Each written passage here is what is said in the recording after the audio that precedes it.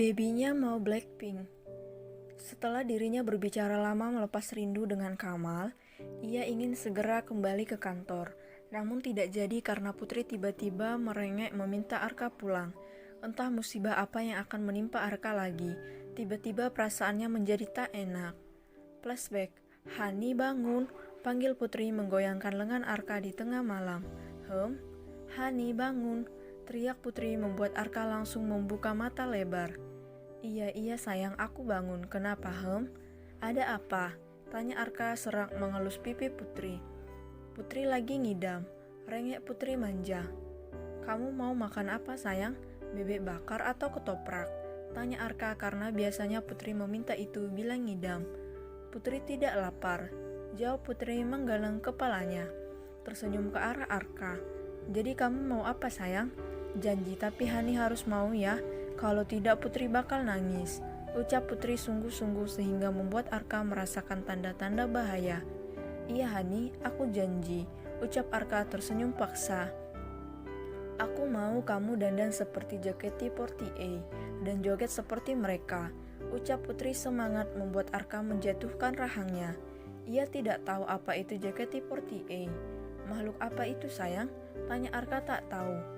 Mereka itu manusia juga, sama seperti kita Hani. Mereka itu girl band asal Indonesia. Ucap Putri menjelaskan semuanya. Kamu menyuruhku bergoyang ala-ala perempuan sayang. Aku bergoyang? Tanya Arka tak percaya dengan permintaan aneh Putri. Iya Hani, pokoknya kamu harus bergoyang seperti mereka. Kalau tidak Putri akan menangis dan kamu tidak akan mendapatkan jatah 9 bulan ke depannya sampai aku melahirkan. Karena kamu tidak mau menuruti kemauan anak kita.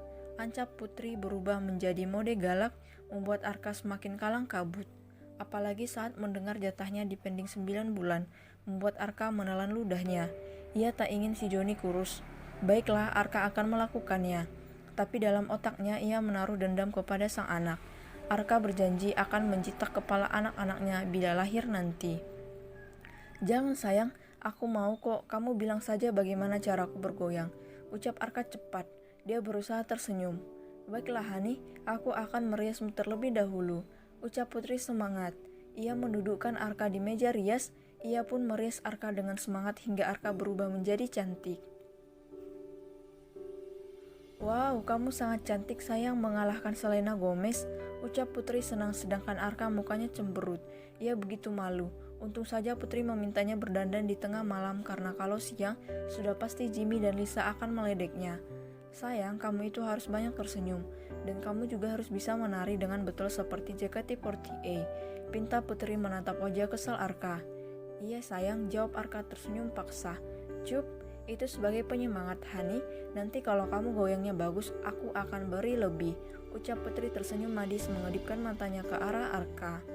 Wajah Arka langsung berubah semangat setelah mendengar perkataan Putri. Tidak apa-apa bila Arka bergoyang sebentar, karena setelah ini Putri akan bergoyang untuknya.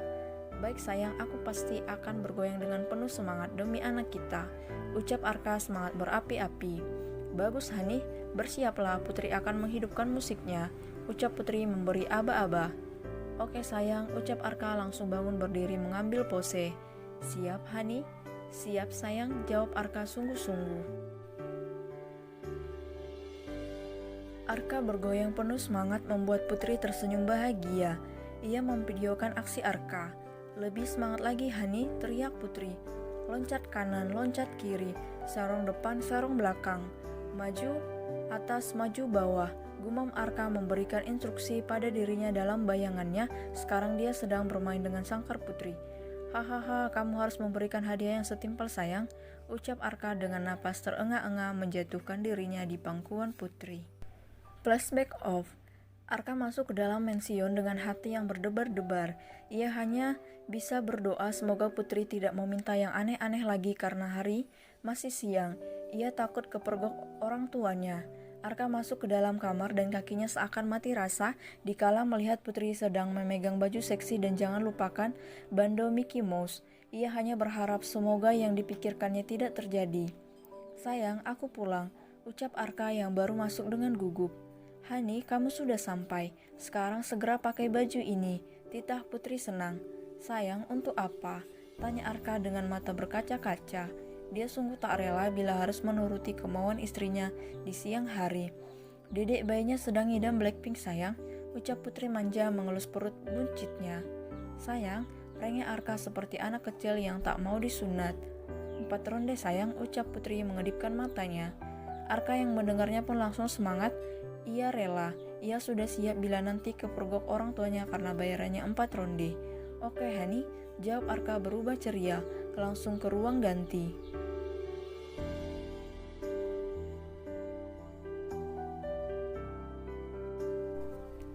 Arka yang cantik.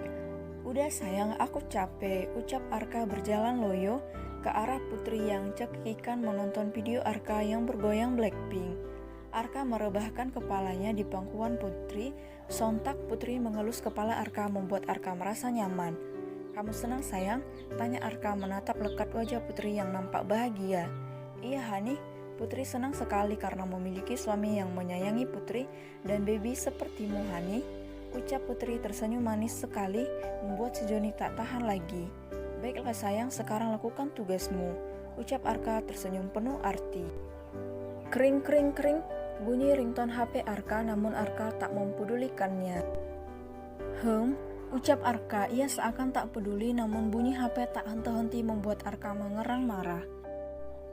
Halo Pak, Bapak di mana? Sebentar lagi meeting dimulai Pak. Para pemegang saham sudah 1 jam menunggu Bapak.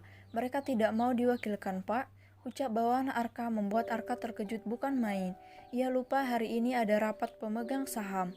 15 menit lagi saya tiba. Katakan pada mereka untuk bersabar sebentar, karena tadi saya sedang memberi makan burung Raja Wali saya. Ucap Arka terkejut dan belak-belakan membuat bawahannya bingung karena tidak mengerti ucapan Arka. Maksudnya Pak? Aku lupa bahwa kau jomblo. Ucap Arka menepuk jidatnya dan langsung mematikan teleponnya. Kenapa Hani? Tanya Putri. Maaf sayang, aku sedang buru-buru karena ada meeting penting sebentar lagi. Ucap Arka membuka baju seksinya dan memakai baju kantornya kembali dengan terburu-buru. Hani? Iya sayang, aku tahu kamu tidak sabar lagi kan? Potong Arka. Bukan Hani, ucap Putri kesal karena Arka sedari tadi memotong perkataannya. Padahal kan Putri mau bilang make upnya belum dibersihkan. Ucap Putri menghela napasnya mengingat wajah Arka yang masih nampak cantik. Arka berlari terburu-buru, tak sengaja dirinya bertemu dengan Jimmy dan Lisa. Arka, kamu kok buru-buru sih? Tanya Lisa membuat Arka menoleh kepada mereka. Ada rapat pemegang saham mah. Arka buru-buru, ucap Arka berlari keluar mension. Jimmy dan Lisa terkejut melihat wajah Arka yang berubah menjadi cantik. Sayang, itu tadi siapa? Tanya Lisa menatap punggung Arka.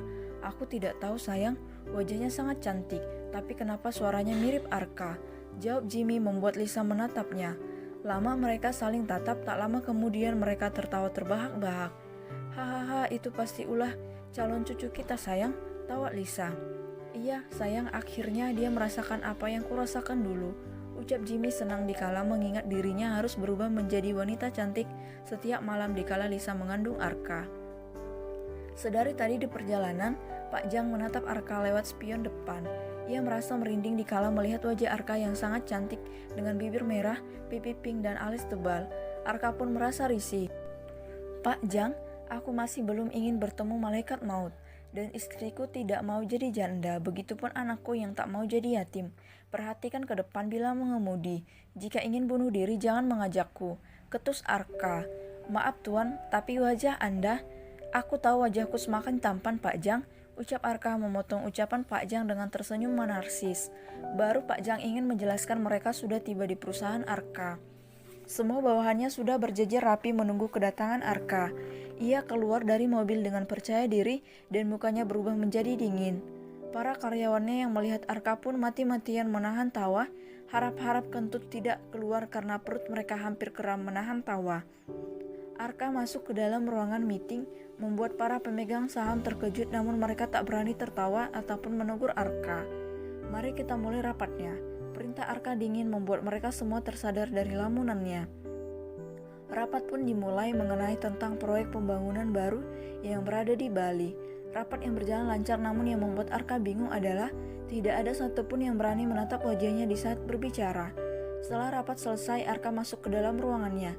Ia ingin menuju toilet untuk bercermin karena sedari tadi ia penasaran kenapa tidak satupun yang berani menatapnya. Arka berjalan santai untuk kencing. Setelah selesai, ia mencuci tangan, dirinya pun bercermin. Ah, kurang asam. Rupanya sebab ini mereka tak berani menatapku. Ah, ini semua karena kalian bayi kembarku, baru di dalam perut sudah bisa menjahiliku. Nanti kalau kalian sudah keluar, apalagi entah apa yang kalian lakukan kepadaku. Apa aku cancel aja tim bolanya? Ah, ini sangat membuatku malu. Ini gara-gara kamu sayang. Awas saja nanti akan kubuat kamu dan baby twins nanti susah. Teriak Arka marah mencuci mukanya.